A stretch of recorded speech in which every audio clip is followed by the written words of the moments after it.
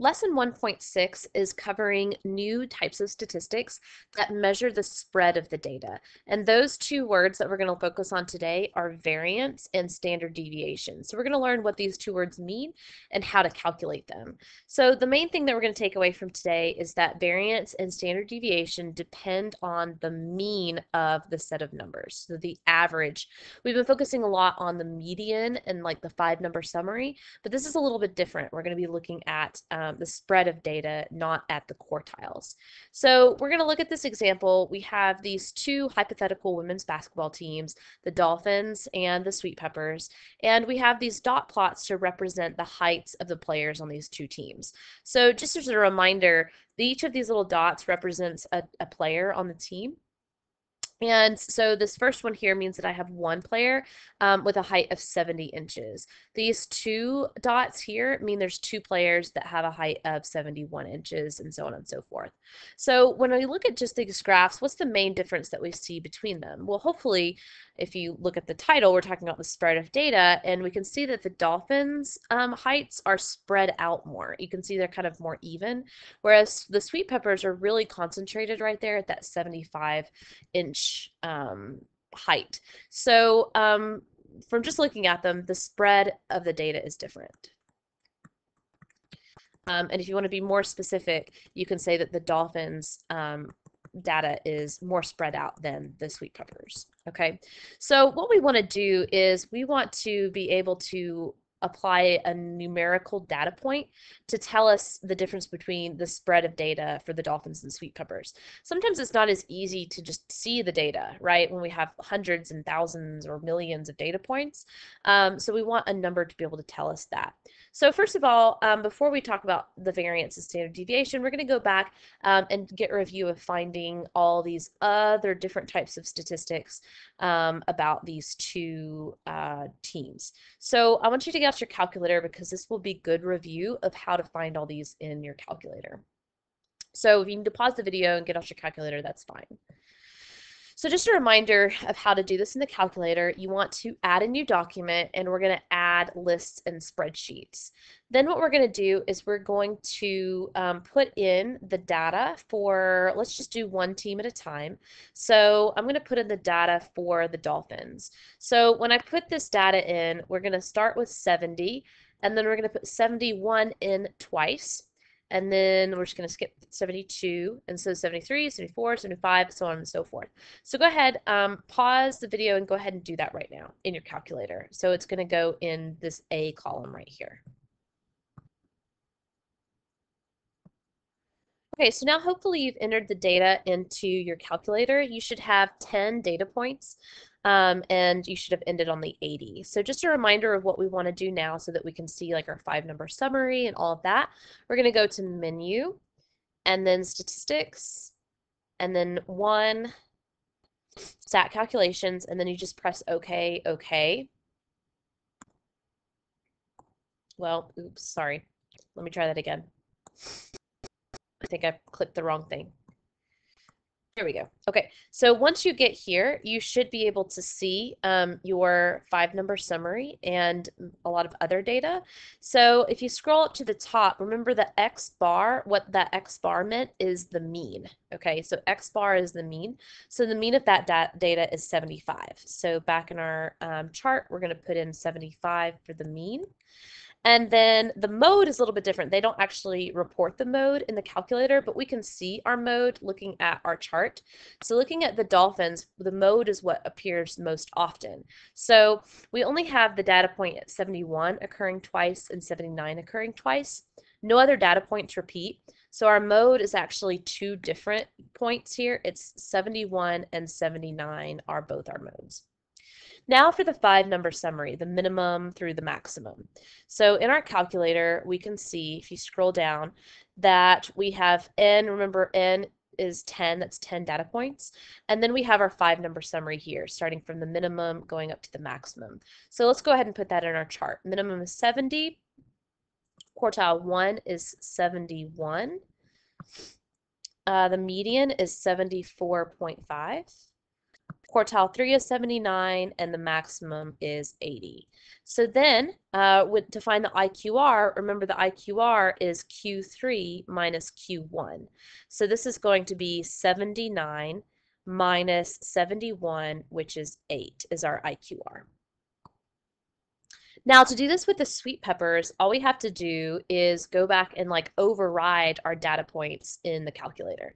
So now we're going to put in 70 and then 74, and then notice that there's 6 dots at 75, so we're going to have to put in 75 6 times.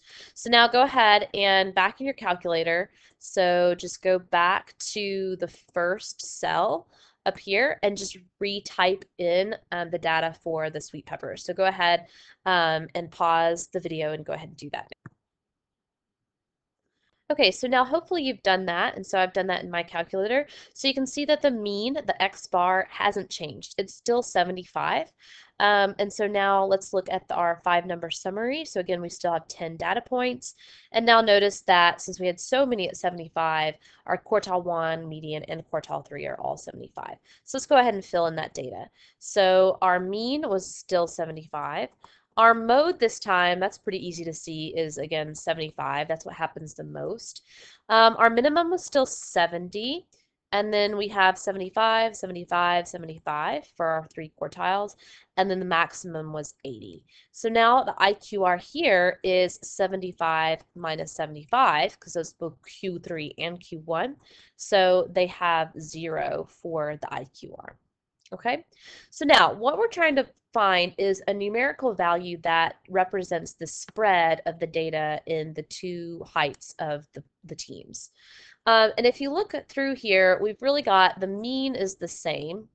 The mode can maybe tell us something about that, but not really. And if we look, the minimum's the same, the maximum's the same, even the median's kind of the same. Really, what's the main difference here is the IQR. And again, that's kind of reflected in the mode, but the IQR is the main thing that shows us this, because the IQR of the dolphins is 8, which is a lot higher than the IQR of the sweet peppers. In fact, sweet peppers have an IQR of 0. So that would be, so in number 3, it says determine if any of the values from the chart are appropriate for distinguishing the main difference. So basically here, the IQR is the best for showing spread. But it does have a downfall in that the IQR for the sweet peppers was 0, which that seems to indicate that there is no spread. But there still is a spread of data, because even though most of the heights are at 75, you still have somebody at 70 and somebody at 80. So even though the IQR does show the spread here, it's not the best, because this looks like there is no spread. Okay, so what we're going to actually learn now is the best way to numerically represent the spread of data, and that's looking at the variance and the standard deviation. So those are our 2 vocabulary words. So in the first bullet point, we're going to put those words. So the variance, and so you can think of that as the data points vary, right, from each other, and the standard deviation. And we'll talk about where that word comes from in a second. So these are 2 measures of spread that are influenced by every data point. So remember in number 3, the reason why the IQR is not the best out of everything to show spread is because it doesn't influence it's not influenced by every data point. Okay, so it's the best out of what we had before, but the variance and standard deviation are actually influenced by every data point, so that's why those are what we're going to use to measure spread. And in other words, they depend on the mean, because the mean is influenced by all the data points. The median is not, and the quartiles are not. Okay, now a couple of things for notation. When we look at populations and we look at the variance and standard deviation, we use different symbols to represent the mean, the variance, and the standard deviation. So the mean is this little funny looking U with a tail on it. We call it mu. Okay, so the mean, mu, it's Greek for M, right? So when you see this letter, that represents the mean. Then the variance is this little, it's a lowercase sigma, so the way we call this is sigma squared. And then the standard deviation is just sigma. So yes, the variance and standard deviation are closely related in that one is just the squared of the other. Now, just to let you know, when we look at samples versus populations, so notice I underlined populations, we're only going to be looking at populations in this class, but just to show you, just in case if you ever see these other things, if we see samples, the mean is represented by X bar. And so that's something that I wanted to point out to you because in your calculator, it shows you as X bar. And then the standard deviation, what that you'll typically see that as is just a lowercase s. Okay, so that's just something that you need to know moving forward if you ever see the X bar S. So there's a whole section in our book about samples that we're not going to cover. We're just going to be looking at populations. So now for what these words actually mean. So the next word that we have is called deviations. So think about what that means, a deviation. So it's how far something deviates from something else. So a deviation is the difference of each data point from the mean. So if I calculate the average, how far away from average am I, right? So if an average height for a female is 5'6", but Ms. Freeman is 5'3", then I deviate by 3 inches. Okay, so that's just the difference that you are from the mean. Okay, then when we have the mean of the squared deviations, we're going to look through all of this in a second. So if I take those differences and then I square them and then I average them, and I know that's a lot, we're going to go through all of it. That's called the variance. So we'll look at all of that in a second. So again, you can kind of think of that how it varies. And then if I take the square root of the variance, we get the standard deviation. So remember, all of this you can put on a note card to remember. You do not have to memorize all of this, okay? All right, so what we're going to go through is we're going to calculate this for one of the basketball teams that we're looking at. And just to kind of have for your reference, variance, remember, looks like this. It's like a little O with a tail squared, it's sigma squared, and then standard deviation is just the sigma not squared. Okay, so we're going to actually calculate the variance and standard deviation for the heights of the dolphins. You do need to know how to do this method because you're going to have to do this on your practice and then also on your quiz, which is next class. Okay, so we're going to find the variance and standard deviation of just the first team. You're going to do the other team for practice. So first of all, our height. So remember this x is our variable, and the little I index, it just means the height of the first player, the height of the second player, so on and so forth. So we're just going to quickly write down the heights, just like what we entered into the calculator a moment ago. So our first height is 70, then 71 twice, then 73, 74, 75, 76, 78, 79 twice, and 80. Okay, now what you want to do is you next want to calculate the deviation that data point is from the mean. Okay, so that's what this means. So I'm going to take my data point of 70 and subtract the mean. So first of all, we need to know what the mean is. Well, we calculated that in the first section, but let's just recalculate and remember how to calculate the mean. So if I want the mean, you take the sum of all of our data points. And so I'll just go ahead and tell you, if you added up all of these data points, you would get 750. And then remember, you divide by how many there are. So we're going to calculate the mean down here. So just as a review, this is how we write the mean, right, in math notation. So we have 10 players on this team. And so remember, this means the sum of all the data points. So that was 750. So we're going to take 1/10 of 750, which is 75, which we had already calculated using our calculator. So now we're going to go back up. So that is our mean. And so now we're going to find our deviations. So you're going to take each height and subtract off the mean. So 70 minus 75 is -5, and we are going to keep the negatives. Then 71 minus 75 is -4, and we're just going to keep going like that. 71 minus 75 again is -4, -2, -1, 0. I'm just subtracting the data point minus 75. So hopefully you all understand what's going on there. Okay. Now, The next thing I'm going to do is I'm going to add all of those up. So these are all the deviations. So if I want the average deviation, how much do I deviate away from the data? Well, if I take the average, remember we want to add all these up, but what happens if we add all these up and you can kind of see you're going to get 0? Well, I can't take the average of 0 because it's just going to be 0. So that proves a problem. So what we have to do when we take the deviations is we actually have to do what's called taking the square of the deviations. Why the square? The reason why is because when I square something, it will always be positive. So we're going to take each of these deviations in this middle column and we're going to square them. So -5 squared is 25, -4 squared is 16, and go on down.